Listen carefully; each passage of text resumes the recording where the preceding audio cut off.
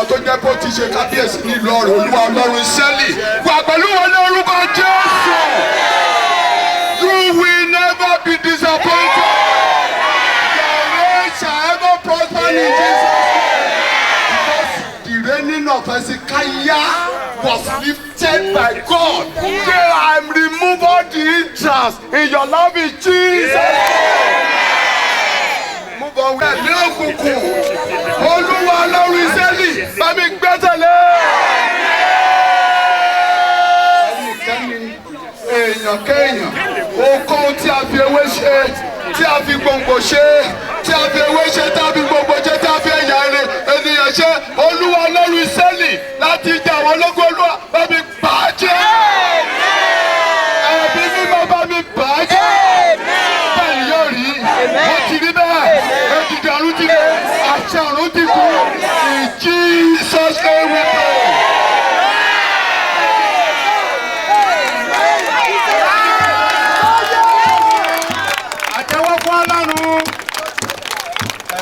Ọmọ rẹ̀ láàrin kan wí méjì àdúrà láti gbà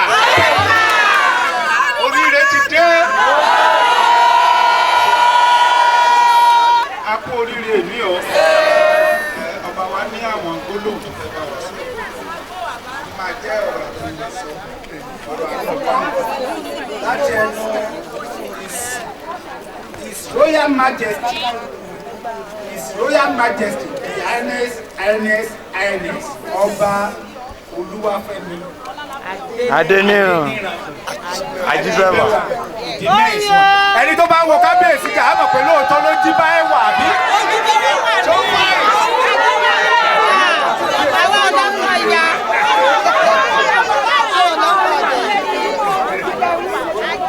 lẹ́yìn kámẹ́rà náà méjì sáré ayé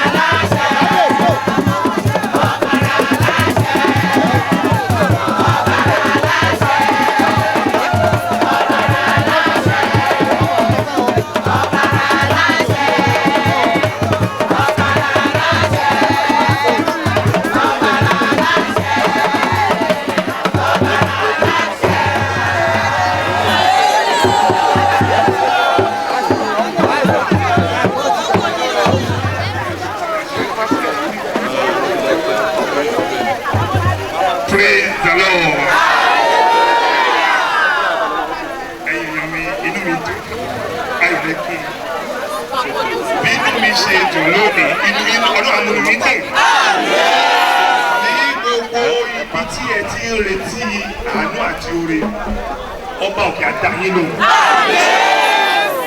Ẹ jẹ́ kí n bẹ̀rẹ̀ lórí kí n bá dúpẹ́ lọ́wọ́ gbogbo àwọn olóyè mi àwọn afọbajẹ mo dúpẹ́ púpọ̀ mo dúpẹ́ lọ́wọ́ àwọn ìwàràfà obìnrin àwọn ìjòyè lọ́kùnrin àti lóbìnrin àgbà ìlú lápapọ̀ àwọn ẹlẹgbẹ́ mẹ́sàn-án gbogbo ẹlẹgbẹ́ ẹ̀fùsán ìlú Egiri ìlú Ọ̀wẹ́rẹ́ ìlú àwọn oníṣẹ́ Ọlọ́run gbogbo ìjọ Ọlọ́run àwọn agbófinró àwọn àlejò wa ọmọdé àti àgbà ọpẹ́ púpọ̀ lọ́wọ́ ọba tó ju gbogbo ọba lọ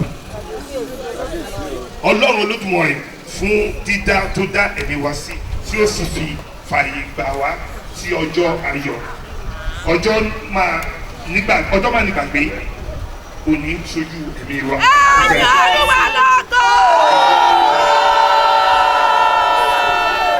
Bákan náà mo dúpẹ́ lọ́wọ́ gbogbo ọmọ rẹ̀ pátápátá àwọn tó wà nílé àti àwọn tó wà lẹ́yìn odi mo ti ń bá ọ̀pọ̀lọpọ̀ tó wà lẹ́yìn odi sọ a dẹ̀ ń gbìyànjú torí ìkankan náà ni wa Ọlọ́run tó fàánì sí ìwà sílé so wọ́n àwọn ọmọ wa both Canada US Australia gan mo ti bá wọn sọ àwọn náà ti wá rò pé tó yẹ kí ìkan lára àwọn ló bọ̀ nílé ló jọba àwọn náà ń bọ̀ nílé.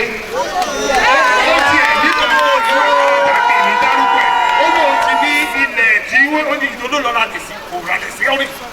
ó ní bẹ́ẹ̀ láti ìgbà tí wọ́n ti yàn mí ó lóun àti kejì wọn àwọn ti ní kí wọ́n lọ bá wọn talẹ̀ o àwọn fẹ́ ra lẹ̀ sí ìlú ọ̀rìn báyìí. lọ́wọ́ ẹ̀ẹ́dún mo ṣe dárúkọ àwọn tó wà lẹ́yìn òtún náà lẹ́yìn èyí ọpẹ́ ńlá lọ́wọ́ ìjọba ìpínlẹ̀ Èkìtì tí gómìnà John Káyọ̀dé Fáyẹmí ń ṣe àkóso rẹ̀ ọpẹ́ lọ́wọ́ àwọn alákòóso ìjọba ìbílẹ̀ ìdóòsì lábẹ́ àkóso ọlọ́lá Adéọlá Ayọ̀déméjì mo láyọ̀ láti dúró síwájú yín lónìí gẹ́gẹ́ bí ọlọ́rìn ti ìlú Ọ̀rìn Èkìtì.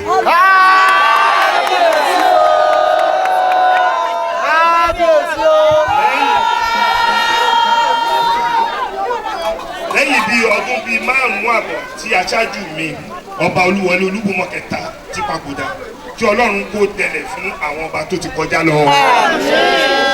èyí jẹ́ ọ̀rọ̀ àkọ́kọ́ tí mo ń bá ẹ̀yin ènìyàn mi sọ. ó ṣe mí láàánú wípé ọ̀rọ̀ pọ̀ ṣùgbọ́n kò sí ààyè púpọ̀ láti sọ lónìí. ìlú Ọ̀rìn Èkìtì jẹ́ ìlú tí ó ní òkìkí púpọ̀. ó jẹ́ ìlú tí gbogbo ènìyàn mọ̀ sí ìlú ọlọ́mọ̀wé. ìlú tó ní ìfẹ́, ìlú tó ní àlàáfíà àti ìlú tí ìfọwọ́sowọ́pọ̀ ti ń gbilẹ̀. àwọn ènìyàn mi ọ̀wọ́n, ẹ̀yin ènìyàn mi ọ̀wọ́n, ìṣèjọba olóko márùn-ún ni mo gbé kalẹ̀ ní àsìkò tèmi gẹ́gẹ́ bí ọlọ́rìn ti Ọ̀rìn Èkìtì. kábíyèsí. kábíyèsí o. One, ìṣèlú àlàáfíà, we want peace to reign. kábíyèsí. And peace shall reign in the mighty name of Jesus. Ìrẹ́pọ̀, that is love, ìfẹ́, love. Àmúdẹ̀bẹ̀ mo gbàdúrà lónìí, ìfẹ́ tó péye láti òkè ọ̀run á sọ̀kalẹ̀ sáàrin wa lórúkọ Jésù. Ìṣèlú ìṣòdodo, the truth, òótọ́, kí ẹ̀ máa òótọ́, ìtòṣòdodo, òun ló ń gbé orílẹ̀-èdè lékè. So abẹ̀rẹ̀ gbogbo Olúwa lẹ́nu kọ̀ọ̀kan wa ẹ̀mí ìṣòdodo ní gbogbo ọ̀nà Olúwa fi fún wa.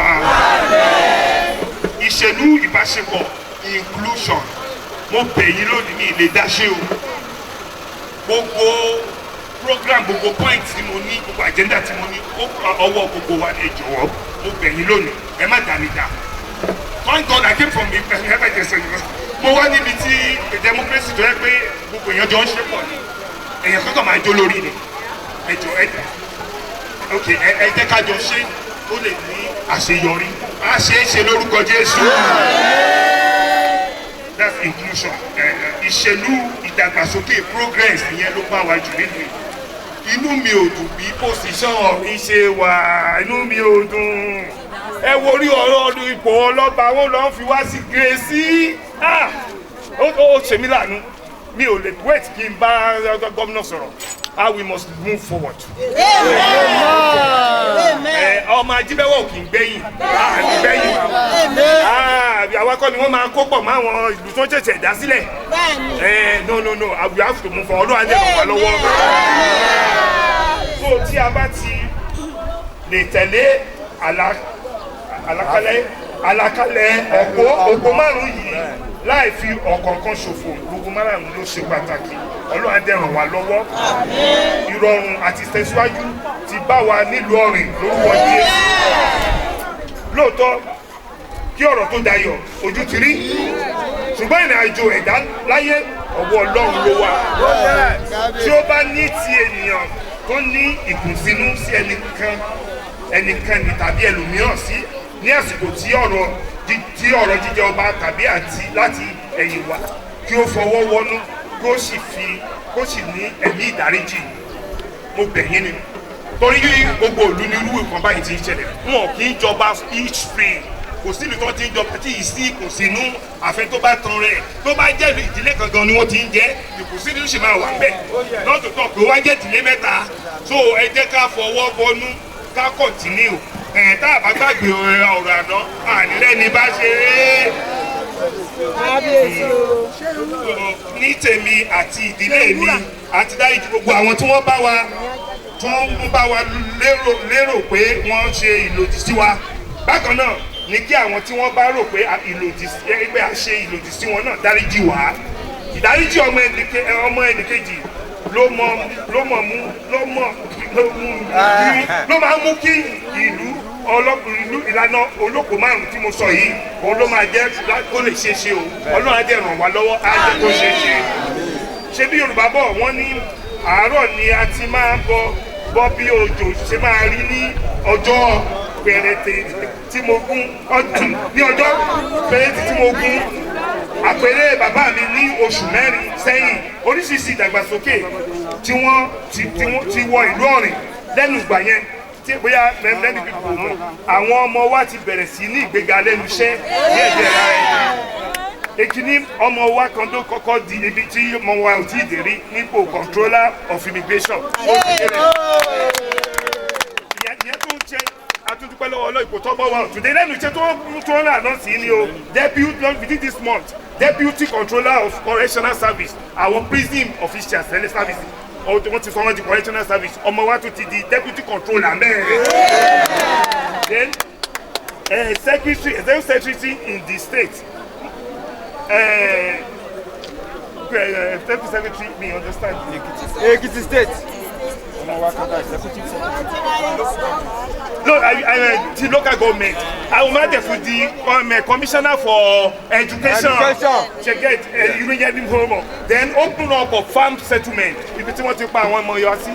Ọlọ́run ti bá wa clear ẹ̀ ẹ wá mọ ibi táyọ̀ tún dé sí àwọn òyìnbó tí wọ́n wà ń bẹ̀ ìlú kan náà látúnjọ ti wá. Inú mi dùn fún ọjọ́ tó bá dé tó bá gbọ́ pé ìlú ọmọ ìlú àwọn lọ́ọ́ bá bẹ̀ ọwọ́ wọn tún bọ́ wọn tún ṣe nǹkan dáadáa sílùú fún wa.